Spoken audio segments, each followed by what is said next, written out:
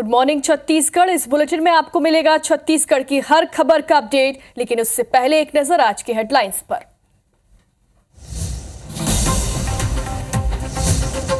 कल आएंगे लोकसभा चुनाव के नतीजे। काउंटिंग की तैयारियों को लेकर आज दोपहर 12:30 बजे निर्वाचन आयोग की प्रेस कॉन्फ्रेंस। कल सुबह 6 बजे से IBC 24 पर देखिए सबसे तेज और सबसे सटीक नतीजे।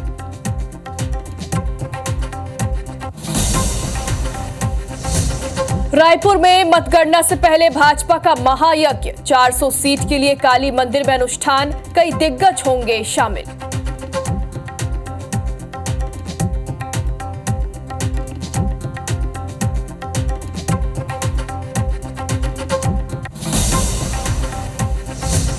रायपुर में लोकतंत्र बनाम माओवाद विषय पर आज संगोष्ठी। गृह मंत्री विजय शर्मा करेंगे शिरकत। नक्सल मुद्दे पर करेंगे चर्चा।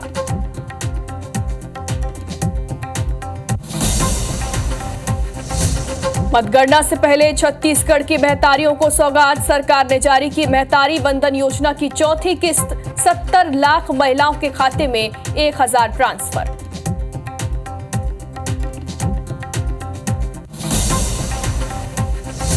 बहुचर्चित कोयला घोटाला आरोपियों की रिमांड खत्म। निलंबित उप सचिव सौम्या चौरसिया, निलंबित IAS रानू साहू और समीर विश्नोई समेत कारोबारी नेता सूर्यकांत तिवारी आज कोर्ट में होंगे पेश।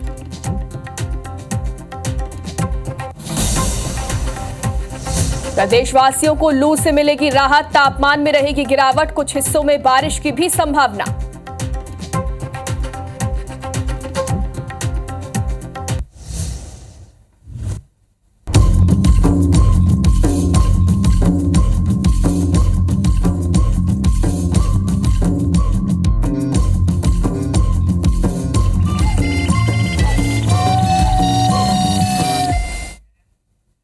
और बुलेटिन की शुरुआत करेंगे रायपुर से बड़ी खबर के साथ। कल लोकसभा चुनाव के नतीजे आ रहे हैं और नतीजों से पहले मंत्रियों की ड्यूटी लगाई गई है। सभी 11 सीटों पर मंत्रियों को जिम्मेदारियां सौंपी गई हैं। एक लोकसभा की जिम्मेदारी सौंपी गई है। CM विष्णुदेव साय कल बीजेपी कार्यालय में रहेंगे।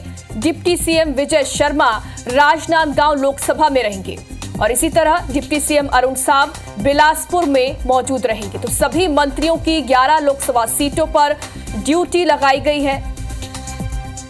कल लोकसभा चुनाव के नतीजे आ रहे हैं। बेहद अहम दिन देश के लिए और छत्तीसगढ़ में मतगणना की तैयारियां जोर शोर से की जा रही हैं। जिला प्रशासन तो अपनी तैयारियों में जुटा हुआ है, लेकिन जो राजनीतिक दल हैं वो भी अपनी तैयारियों में जुटे हुए हैं। नतीजों से पहले मंत्रियों की जो ड्यूटी है वो लगाई गई है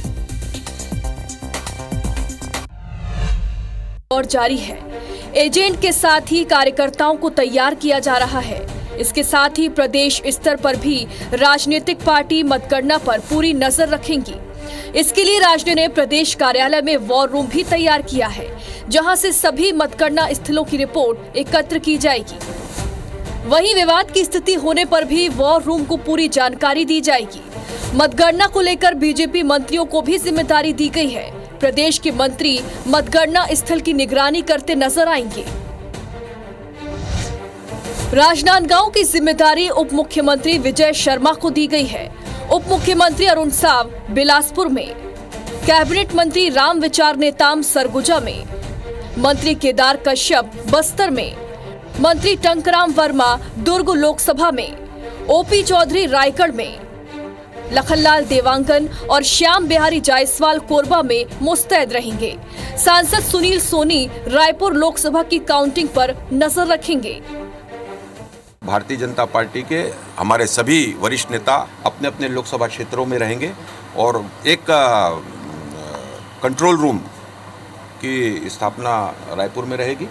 मुझ सहित उसमें पूरे अन्य 10-11 वरिष्ठ नेतागण उसमें रहेंगे। कांग्रेस ने भी काउंटिंग की तैयारियां पूरी कर ली हैं। एजेंटों के साथ ही मतगणना एजेंट आरओ की सूची भी तैयार कर ली गई है। इसके साथ ही प्रदेश के सभी 11 लोकसभा सीट पर लगातार बैठक कर जानकारी दी गई है। जिस प्रकार से मतदान हुआ उसी प्रकार से काउंटिंग हो रही है कि नहीं हो रही है, इसका अनुमान भी वो टेबल में बैठ के लगाएंगे। जो अनुभवी हमारे नेता हैं, जो प्रशिक्षण देते हैं, उनके माध्यम से प्रशिक्षण दिया गया और 4 तारीख की तैयारी में हम लोग लगे।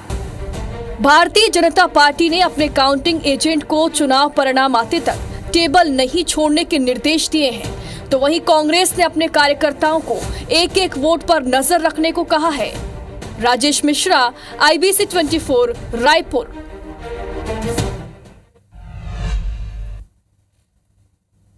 और हमारे सहयोगी सौरभ सिंह परिहार हमारे साथ लाइव जुड़ गए। सौरभ, एक तरफ जिला प्रशासन तैयारियों में जुटा है मतगणना की, दूसरी तरफ काउंटिंग के लिए मंत्रियों और नेताओं की ड्यूटी लगाई गई है। क्या खास तैयारियां मतगणना के लिए की गई हैं?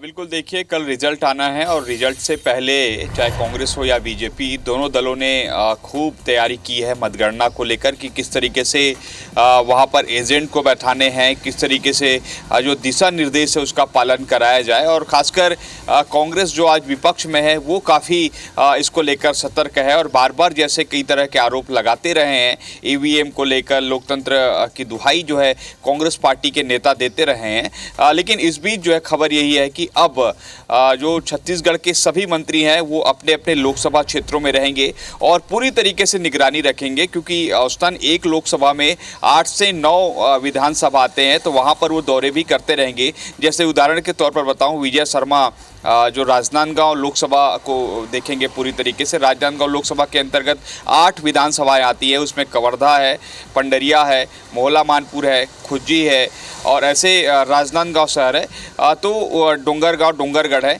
तो इन जगहों पर आते जाते रहेंगे। तो कुल मिलाकर एक उनके दौरे से, मंत्रियों के आने जाने से भी उनके भाजपा के नेता और कार्यकर्ता भी जो है उत्साहित रहेंगे और खासकर जो रिजल्ट के बाद जो आने हैं, जिसके भी पक्ष में आए उसको लेकर एक माहौल भी बनेगा। तो सभी मंत्रियों को जिम्मेदारी दी गई है। अरुण साहू को बिलासपुर की जिम्मेदारी दी गई है, सरगुजा से रामविचार नेताम को जिम्मेदारी दी गई है, रायगढ़ से OP चौधरी हैं, केदार कश्यप बस्तर से हैं। तो इन सब बड़े नेताओं को जिम्मेदारी दी गई है, मंत्रियों को जिम्मेदारी दी गई है। वहीं दूसरी ओर कांग्रेस ने भी कल सभी अपने जो मतगणना एजेंट है उनको ट्रेनिंग दी है, क्या करना है और किस तरीके से पूरे समय तक रहना है, क्योंकि इससे पहले भी विवाद की स्थिति आपको याद होगा, विधानसभा चुनाव के समय या कोई भी अन्य चुनाव के समय ये विवाद होते रहता है कि कई बार एजेंट जो है पूरी मतगणना होने से पहले ही बाहर आ जाते हैं। जब आपको याद होगा कि जब रुझान दिखने लगते हैं कि ये प्रत्याशी इतने लाख वोटों से आगे हैं, इतने हजार वोटों से आगे हैं, तो कहीं ना कहीं उस वक्त जो है संबंधित पार्टी के जो एजेंट है वो बाहर आ जाते हैं। तो ऐसे में कांग्रेस के द्वारा स्पष्ट तौर पर कहा गया कि आपको पूरी धैर्यता के साथ पूरे समय तक बैठना है जब तक पूरी काउंटिंग ना हो जाए। तो दोनों दलों की तैयारी है और निश्चित रूप से मुख्यमंत्री विष्णुदेव साय भी कल पूरे समय दिन भर कुशाभाऊ ठाकरे परिसर में रहेंगे और पूरे 11 लोकसभा की जो है वो सतत रिपोर्टिंग लेते रहेंगे, कहां पर बढ़त है, कहां पर घटत है और कहां पर लगातार जो उनके रुझान आते जाएंगे उस पर भी जो है अपने बड़े नेताओं को रिपोर्ट देते रहेंगे। तो आप सोचिए कि मंत्री जो है लोकसभा की पूरी जो रिपोर्ट मुख्यमंत्री को देंगे और मुख्यमंत्री जो है अपनी ये रिपोर्ट, पूरे छत्तीसगढ़ की रिपोर्ट, 11 लोकसभा की रिपोर्ट वो अपने बड़े नेताओं को बताते रहेंगे। और कुल मिलाकर बीजेपी में ये जो है कहीं ना कहीं तकनीकी माध्यम का ज़्यादा से ज़्यादा प्रयोग किया जा रहा है। पूरी तरीके से रिपोर्ट जो है बड़े नेताओं तक, दिल्ली के केंद्रीय नेताओं तक पहुंचा दिया जाएगा। इसी तरीके का कुछ कांग्रेस में भी नज़र आता है, लेकिन कांग्रेस के जो नेता हैं वो भी अपने नेताओं के लिए व्हाट्सएप ग्रुप बनाए हैं ताकि उस पर जो है सारे नेताओं को स्थिति दिख जाए 11 लोकसभा में क्या स्थिति है। तो अब केवल इंतज़ार है तो कल का। अब कल के बाद देखना होगा कि किस तरीके से परिणाम आ रहे हैं। कल ये भी जानकारी है कि कल 3 बजे तक पूरी तरीके से परिणाम आ जाएंगे और रुझान तो जो है आपको 11 और 12 बजे तक मिल जाएगा, लेकिन जो फाइनल रिजल्ट है वो शाम को 5 बजे तक, लेकिन जीत और हार पता चल जाएगा। पर हम भी देख पा रहे हैं तैयारियां जोर शोर से की जा रही हैं कल के लिए और राजनीतिक दल जो है वो भी पूरी तरीके से मुस्तैद है। बहुत बहुत शुक्रिया तमाम जानकारी के लिए। और मतगणना से पहले भाजपा महायज्ञ करने वाली है। 400 सीट की प्राप्ति के लिए ये महायज्ञ किया जाएगा। रायपुर में महायज्ञ होगा। प्राचीन काली मंदिर में धार्मिक अनुष्ठान किया जाएगा। आज सुबह 10 बजे काली मंदिर में यज्ञ होगा। प्रदेश अध्यक्ष किरण सिंहदेव यज्ञ में शामिल होंगे। प्रदेश संगठन महामंत्री पवन साय भी यज्ञ में शामिल होने वाले हैं। मंत्री बृजमोहन अग्रवाल सहित नेता और कार्यकर्ता भी इस दौरान मौजूद रहेंगे। तो मतगणना से पहले ये तैयारी की जा रही है, महायज्ञ किया जा रहा है। इसे एक तरीके से टोटका भी कहा जा सकता है, जैसा कि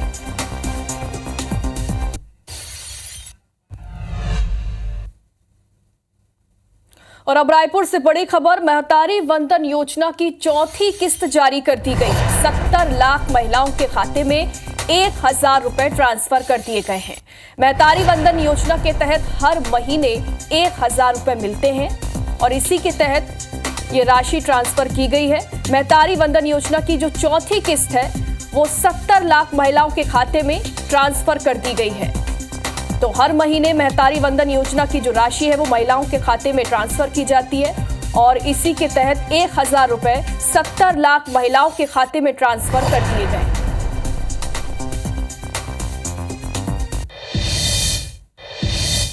और इधर कोल घोटाला में आज आरोपियों की कोर्ट में पेशी होगी। गिरफ्तार आरोपियों की पुलिस रिमांड आज खत्म होगी। निलंबित उप सचिव सौम्या चौरसिया की आज पेशी होगी। निलंबित आईएएस रानू साहू, समीर बिश्नोई की पेशी होने वाली है। कारोबारी नेता सूर्यकांत तिवारी भी कोर्ट में पेश होंगे। सभी आरोपी ईओडब्ल्यू की रिमांड पर हैं और ईओडब्ल्यू लगातार इन आरोपियों से पूछताछ कर रही है और इन सभी आरोपियों की आज कोर्ट में पेशी होने वाली है।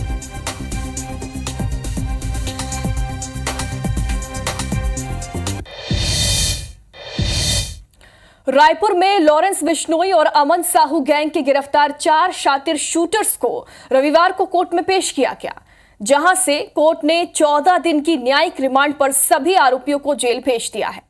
आपको बता दें कि 26 मई को रायपुर पुलिस ने मिले एक इनपुट के आधार पर इन सभी शातिर शूटर्स को खूनी खेल की वारदात करने से पहले ही दबोचकर पूरे मामले का खुलासा किया था। इस मामले में पुलिस ने गैंग के सरगना अमन साहू का भी नाम एफआईआर में जोड़ दिया है। पुलिस ने पप्पू से उर्फ पप्सा, देवेंद्र से और मुकेश कुमार समेत रोहित स्वर्णकार ने रिमांड के दौरान कई बड़े खुलासे किए। पुलिस ने बताया कि आरोपियों को कारोबारी घरानों के मुखियाओं को गोली मारकर हत्या करने की सुपारी मयंक सिंह नामक आरोपी ने मलेशिया की राजधानी कुआलालंपुर से दी थी, जिसकी पुष्टि गिरफ्तार चारों शूटर्स के जब्त मोबाइल से हुई है। पुलिस को रोहित स्वर्णकार के मोबाइल के सीडीआर से कई स्थानीय लोगों के नंबर भी मिले हैं, जिसके आधार पर पुलिस इन नंबरों की तस्दीक में अब लगी हुई है। पुलिस को इन शातिर शूटर्स के मोबाइल में एक जैसे मैप भी मिले हैं जो बिना स्थानीय मददगार के नहीं मिल सकते। इस मामले में पुराने बदमाशों के नाम भी अब सामने आ रहे हैं और साथ ही पुलिस की एक टीम ने झारखंड जाकर उन कंपनियों के उच्च स्तरीय अधिकारियों से भी पूछताछ की है। 8 दिन तक इनसे पूछताछ हुई, इनसे अहम जानकारियां मिली हैं। हमारी इन्हीं के कथनों के आधार पर 3 जगहों पे हमारी टीम गई है, झारखंड, इंदौर और राजस्थान। तो ये सभी तथ्यों की फिर से विस्तृत तरीके से इसमें जांच की जा रही है और जो संलिप्त लोग हैं उसकी पतासाजी की जा रही है।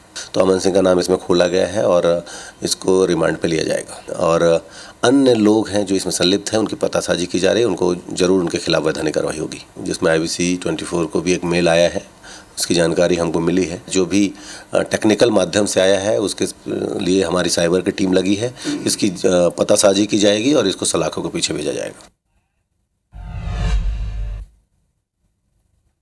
और हमारे सहयोगी तहसीन हमारे साथ जुड़ गए हैं। तहसीन, जैसा कि हमने अपने दर्शकों को भी बताया कि जो मैप मिले हैं उसमें स्थानीय लोगों की मदद के बिना वो मैप नहीं बनाए जा सकते, तो क्या कुछ लोगों के नाम सामने आए हैं जांच पड़ताल में? योगिता, देखिए, जिस तरीके से अगर नामों की अगर बात करें तो अभी पुलिस ने गोपनीयता रखते हुए, क्योंकि स्थानीय लोग हैं, पुराने बदमाश हैं, अभी उनका नाम डिस्क्लोज नहीं किया है, लेकिन इस बात के संकेत जरूर दिए हैं कि ये लोग भी पुराने गैंगस्टर रहे छत्तीसगढ़ के, जो कह सकते हैं आजू बाजू के जो राज्य हैं उनके लिए ये काम करते थे। तो अभी पुलिस ने उनको आइडेंटिफाई तो कर लिया है और अभी उनके जो मूवमेंट है उन पे नजर रखी जा रही है, क्योंकि जिस तरीके से अगर बात करें तो माफ कीजिएगा, जिस तरीके से उसमें अगर बात करें तो ये जो आरोपी लोग हैं इनकी रिमांड खत्म हुई थी और 8 दिन की जो रिमांड इनसे हुई है पूछताछ में, वो बात सामने आई है कि ये जो सभी आरोपी हैं ये अमन साहू के लिए काम करते थे और इनसे जिस तरीके से रोहित सोनकार जो है वो उससे पूछताछ हुई तो उसने ये जरूर बताया कि यहाँ पे आने के लिए और ये जो जो दो घराने जो थे उसमें इनसे इनकी जो हत्या के लिए जो सुपारी दी गई थी अमन साहू के द्वारा इनको दी गई थी और इसमें जो ये लोग हैं यहाँ पे उनको अमन साहू के कहने पे यहाँ आए थे रायपुर में और जिस तरीके से अगर बात करें तो पुलिस ने जब इनसे संलिप्तता मिली है तो अमन साहू का नाम भी पुलिस ने एफआईआर में जोड़ दिया है और जोड़ने के बाद अब जो है पुलिस इनको गिरफ्तार करने झारखंड जेल जाएगी क्योंकि झारखंड की जेल में वो बंद है आरोपी और उससे उसको रायपुर लाकर इसमें पूछताछ की जा सकती है तो कई बड़े राज जो है तहसीन 14 दिन की रिमांड ली गई है तो लगातार पूछताछ भी की जाएगी और जाहिर तौर पर कई और खुलासे इस मामले में होंगे। बहुत बहुत शुक्रिया तमाम जानकारी के लिए। और इधर छत्तीसगढ़ में नक्सलियों के खिलाफ लगातार कार्रवाई जारी है। सुकमा में 4 हार्डकोर इनामी सहित 8 नक्सलियों को गिरफ्तार किया गया। एक नक्सली पर 2 लाख रुपए और 2 नक्सलियों पर 1-1 लाख रुपए का इनाम घोषित किया गया था। जवानों की कार्रवाई के बाद मुख्यमंत्री विष्णुदेव साय ने एक्स में पोस्ट कर लिखा, आत्मसमर्पण किए जाने की सुखद खबर प्राप्त हुई है। नक्सली बंदूक छोड़कर समाज की मुख्य धारा में लौट रहे हैं, जिनके पुनरुत्थान के लिए हमारी सरकार तत्पर है।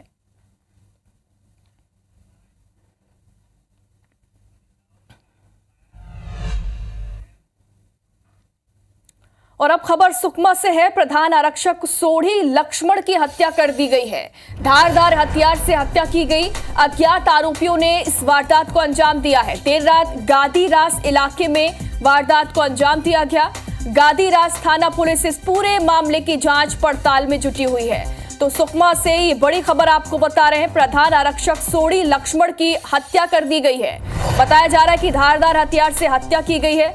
अज्ञात आरोपियों ने इस वारदात को अंजाम दिया है। गादीरास इलाके में ये पूरी घटना हुई है। गादीरास थाना पुलिस इस पूरे मामले की जांच पड़ताल में जुटी हुई है।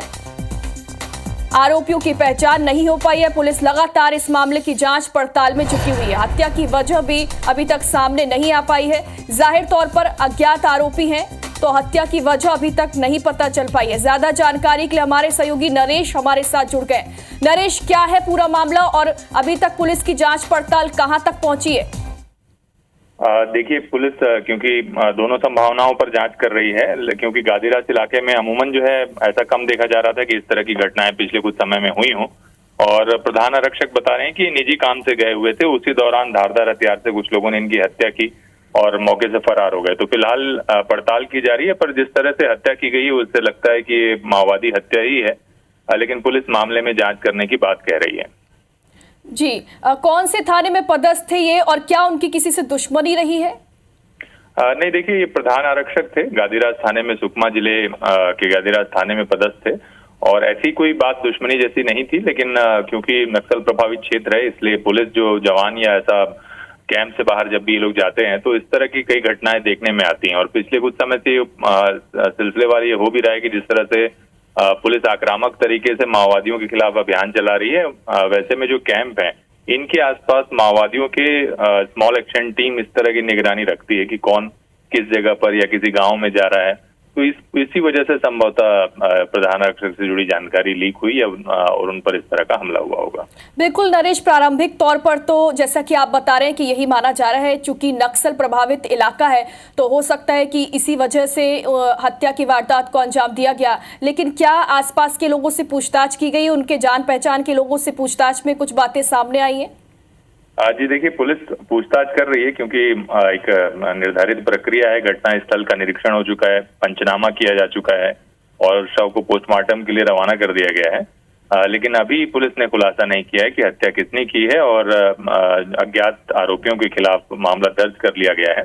और जो मृतक हैं उनका नाम सोढ़ी लक्ष्मण बताया जा रहा है और अभी फिलहाल पुलिस विवेचना कर रही है। पर घटना देखने से लगता है कि माओवादियों द्वारा की गई हत्या है। और आमतौर पर नक्सल प्रभावित क्षेत्रों के जो थाने हैं, यहाँ से जब आसपास के गांव में भी कोई जाता है या अपने गांव में जाता है तो अक्सर माओवादी इस तरह की हत्याएं करते हैं, उन पर निगरानी रखते हैं उनके आने जाने पर। इसी वजह से संभवतः ये घटना भी घटी है। बिल्कुल नरेश, पुलिस की जांच पड़ताल में जरूर हत्या की जो वजह है वो सामने आएगी। बहुत बहुत शुक्रिया तमाम जानकारी के लिए। और अब रुक करेंगे धमतरी का। यहां फिर से चाकूबाजी हुई है। अज्ञात युवकों ने अधेड़ को चाकू मार दिया। चाकूबाजी में अधेड़ गंभीर रूप से घायल हो गया। घायल को जिला अस्पताल में भर्ती किया गया है, जहां उसका इलाज जारी है। कोतवाली थाना पुलिस इस पूरे मामले की जांच पड़ताल में जुटी हुई है। तो लगातार चाकूबाजी की घटनाएं यहां पर सामने आ रही हैं। चाकूबाजी में एक अधेड़ जो है वो गंभीर रूप से घायल हो गया, जिसे जिला अस्पताल में भर्ती किया गया।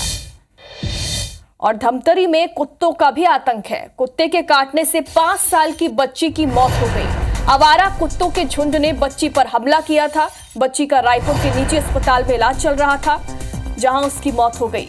मुजगहन के गायत्री पारा की यह घटना बताई जा रही। बेहद दुखद ये घटना है। आवारा कुत्तों के झुंड ने एक मासूम पर हमला किया। रायपुर के निजी अस्पताल में उसे भर्ती किया गया था, लेकिन बच्ची की मौत हो गई।